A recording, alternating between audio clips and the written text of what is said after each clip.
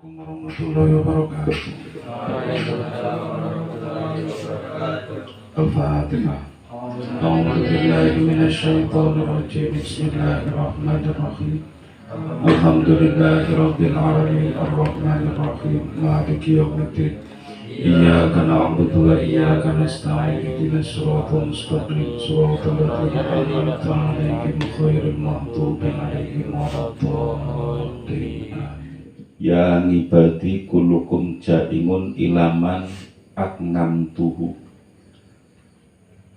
fastat ngimuni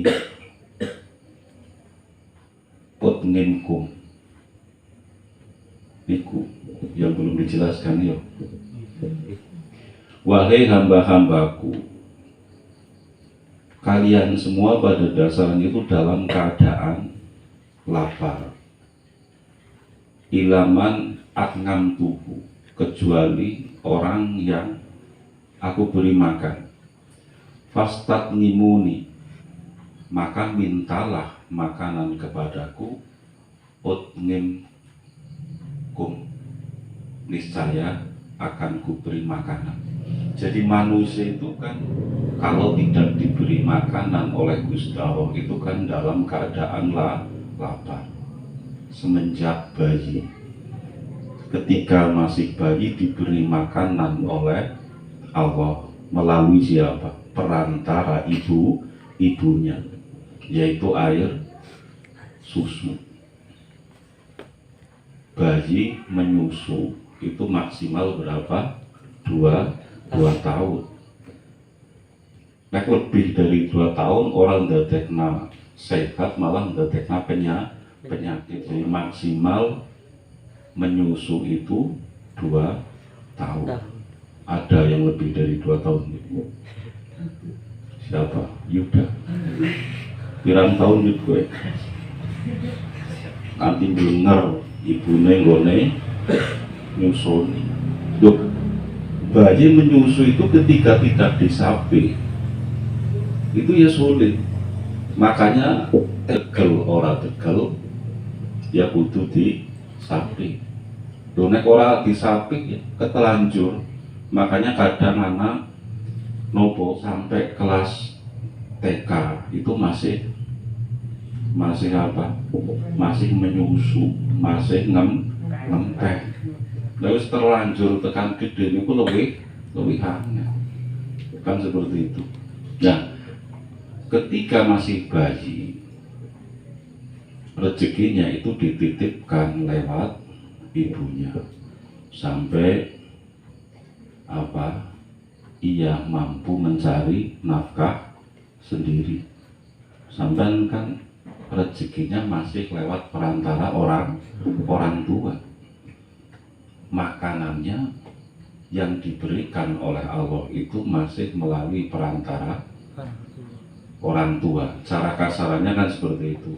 Berbeda nanti ketika sudah dewasa, sudah bekerja. Gusti Allah awake langsung maring sampean melalui pekerjaan yang sampean geluti. Di situ kan Gusti Allah mengatakan, mintalah makanan kepadaku, niscaya akan kuberi makanan. Artinya bagaimana? Wong ngepengin mangan, ya kudu usaha, kudu ikhtiar. Bekerja mencari uang, yang uang tersebut kemudian digunakan untuk membeli makanan dan lain sebagainya. Pakaian, kendaraan, rumah. Yang namanya rezeki itu kan ada yang harus dicari, ada yang tidak harus dicari, sudah diberi oleh Allah. Nek ngoni duit, pakaian, kendaraan, ilmu, karena ilmu kan termasuk rezeki. Itu adalah nopo rezeki atau pemberian yang harus diikhtiari, harus diusahakan. Dan nek ora, apa kira-kira bisa? sampai ngelik, tapi orang gelem usaha golek pangan, kira-kira bisa kenyang dengan sendirinya atau tidak? Atau tiba-tiba datang makanan dari langit, kira-kira bisa seperti atau tidak? Tidak kan?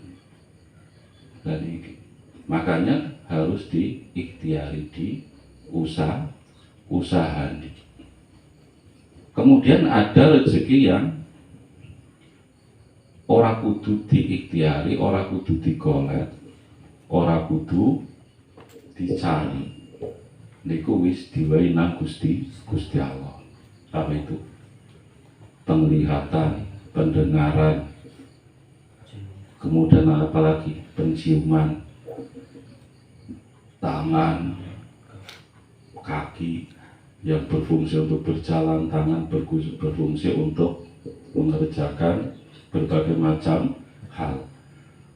Ora dijaluk, ora kudu diikhtiari, niku wis diwehi nang Gusti Allah. Tapi ada rezeki-rezeki yang memang harus diusahani.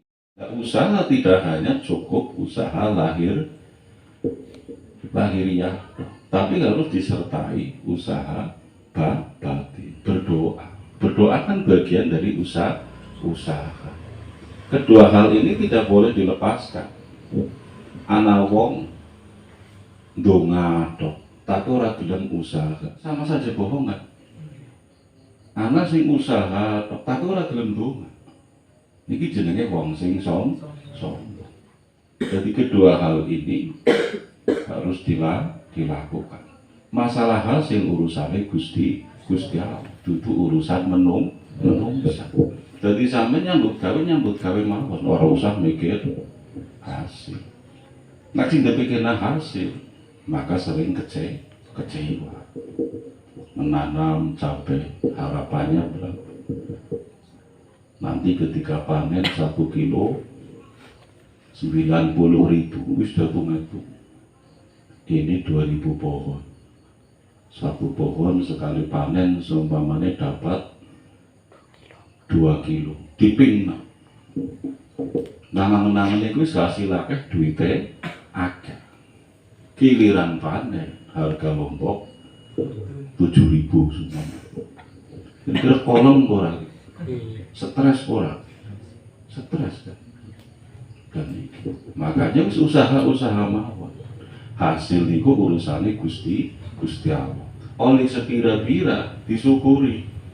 Sebab salah satu nopo hasil niku dadi berkah, rezeki niku dadi berkah, niku kudu disyukuri. Oleh sidik ya alhamdulillah.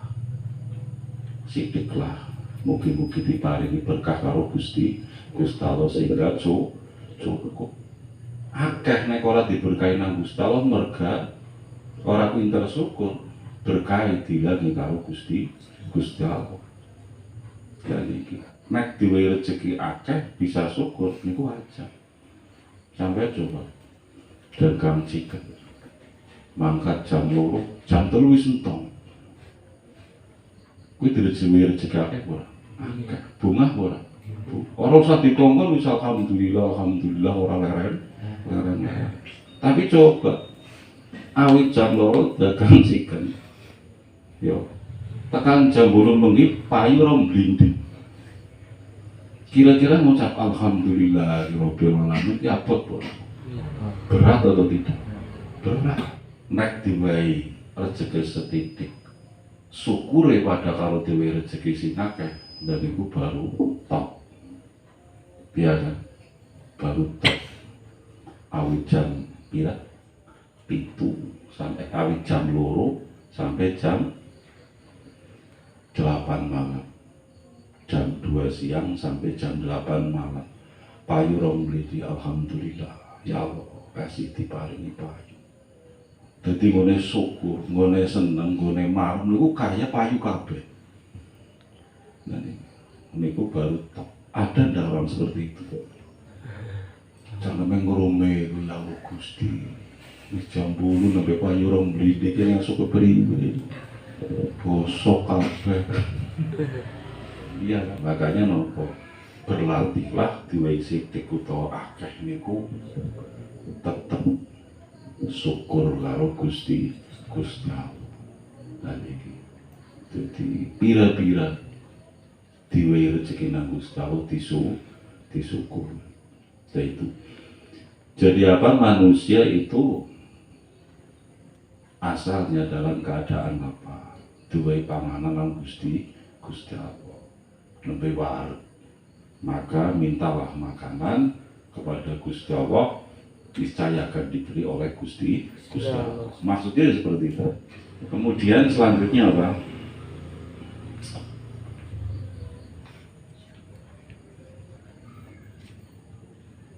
yang ibadi ko piro-piro kawula ingsun kulukum utawi sira kabeh iku ngaring kang udah ilaman kejaba wong kasautu kang nyandangi ingsun hu ingman fastaksuni yo fastaksu mongko njaluk kapakean sira kabeh nek ing ingsun aksu yo mongko aweh pakaian ingsun kum ing sira kabeh. Wahai hamba-hambaku, kalian semua pada dasar itu dalam keadaan telanjang, kecuali orang-orang yang saya beri pakaian. Fastaksuni aksukum, maka mintalah pakaian kepadaku, niscaya akan kuberi pakaian. Sampai lahir habis langsung katokan. Ada bayi begitu lahir langsung wis katokan, wis nganggo sepatu, wis nganggo kutang sawatunan aku. Anak pulang, nggak ada. Sama seperti makanan tadi. Diwai nek cilik duwe apa? Baru. Kemudian apa lagi? Wis pakan bayi kuwi lah sing nembe lahir itu Allah memberikannya lewat perantara orang tuanya kan, dibaruti, kemudian wis pokoknya diberi pakaian bayi. Jadi iki sumpama nama bayi lahir ijik-ijik wis langsung opo? Wis nganggo sepatu, wis nganggo kacamata. Dokter ora semaput. Kira-kira pingsan atau tidak? Dokternya pingsan. Bingung milu pingsan bisa. Mereka baru anak wis nganggo kacamata, wis nganggo sepatu sumbangan. Dan ini. Nah kemudian seiring berjalannya waktu, pakaian ini seperti halnya tadi makanan ketika sudah dewasa, sudah saatnya bekerja, ya digolek, nyambut kawin. Kan? Kemudian untuk sebagian membeli pakaian. Nah saat ini sampai seperti makan tadi masih ditanggung oleh kedua orang tua. Kan seperti itu gari ngadali tok, terutama ketika menjelang Lebaran, ya kan, saruni, celanani, baju kokone, hem, sandal, terus apa lagi? Nek wong lanang sih mending, bocah lanang itu mending. Jadi anak perempuan itu jauh lebih mahal, iya kan? Jadi sumpamane ngeten, sesetele bocah wadon, nggo tuku pakane wong lanang lho, niku bisa diloro, bisa tuku rong setel. Pakaian sesetel anak perempuan itu bisa untuk membeli 2 setel pakaian anak laki-laki. Iya bukan? Loh, klambine bocah cilik lho wadon. Umur berapa? Umur katakanlah 7 atau 8 tahun. Itu ada loh sing tuku sarung, klambi, sandal, kupluk niku cukup. Nah, apalagi bocah wadon sing wis remaja. Iya kan? Jadi pakaian perempuan itu memang rata-rata jauh lebih mahal. Iya kan? Nanti mulai kudunge, terus nduwurane, terus ngingsore, Sandalnya lebih mahal kadang-kadang dari nopo pakaian, dari sandal laki-laki kan.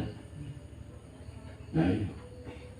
Urung jeroan, wis ribut orang apa ini namanya? Singgung ini BH. BH cara bahasa apa? Tangku. Iya kan? Tangku. Apa? Kutang. Ngulin jenengnya alane ora apa. Nek bahasa Indonesia mending BH. Artinya apa? Singkatannya apa?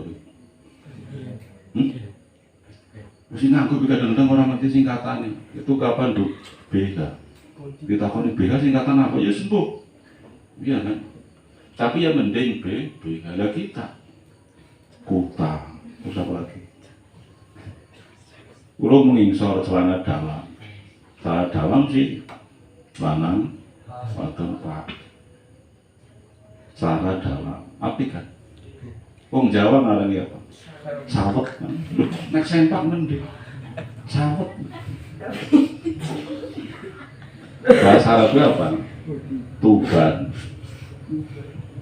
Bahasa Arabnya tuban. Celana dalam, sempak, masih mending. Apa? Sawet. Iya kan? Tapi ya jarang-jarang nom-noman ditakoni. Arep maring ngendi nduk teng toko. Ndang apa no? Tumbas cawet Pak. Itu anak kan? Iya kan? Daripada tumbas jeroan ya kan? Iya, nah kita saiki kan seperti itu kan. Ajeng tumbas jeroan. Mau beli jeroan. Anggere wong sing ora mudeng. Tuku jeroan kok nang toko. Iya kan? Nek sing ora ngas sing ora muda masa tuku jeroan nang toko. Iya, sampeyan ora tok sampeyan kan orang ngerti.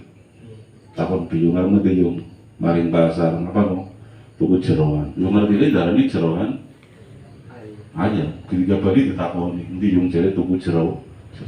Padahal jeroan ning awake dhek. Ya itu dipopulerkan lagi. Kalau penting tuku cawet. Nah, kemarin di tuku utang. Iya kan? Itu kan bahasa kita kan. Dari orang Jawa itu kadang orang ngerti bahasa kan masya. Ya. Mulut, nek bahasa kita apa? Cangkem, sing lebih kasar lagi, cocok begitu. Biasa. Yang ngarani kok cocok terus. Gemen-gemen ini kepriye kadang-kadang kalau cak mikir nggak terus gemen-gemen ini kepriye bisa nemu bahasa cocok ini paling kasar kan yang paling kasar kan cocok tuh nah, bahasa Indonesia ya semulu kalau bahasa kita cangkem kemudian apa lagi seliani cangkem bahasa kalau Inggris apa? Tutup ini mari baca cerita mari wong tua. Mari wong tua ini pun nuwun sewu tutupnya wonten upame. Jadi seperti itu. Apa tadi? Ya nibadi kulukum ngarin ilaman kasau tubuh. Wahai hamba-hambaku, kalian semua pada dasarnya itu apa? Dalam keadaan telanjang. Ilaman kasau tubuh, kecuali orang-orang yang beri saya kecuali orang-orang yang saya beri pakaian. Fastaksu, maka mintalah pakaian ni kepadaku. Uksu, maka aksu atau uksu?